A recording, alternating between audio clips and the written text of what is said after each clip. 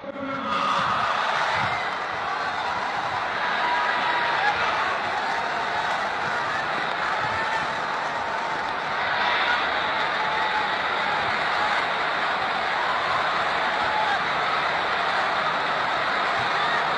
ওভারে 4টি উইকেট পড়েছে এবং ক্রিজের দিকে তাকিয়ে দেখুন, দিল্লি ক্যাপিটালসের দুই ব্যাটসম্যান, একজন সাউথ আফ্রিকান ফাস্ট বোলার আর একজন বাংলাদেশের ফাস্ট বোলার, নোকিয়া এবং মুস্তাফিজুর। তারা ব্যাট হাতে যুদ্ধ করতে হবে। অস্ট্রেলিয়ান ফাস্ট বোলার রাইলি মেরে দেবে শুরু। ব্যাট হাতে পন্টিং নামিয়ে থাকলে হয়তো বেটার হতো। নোকিয়া কি বলবে দেখা যাক।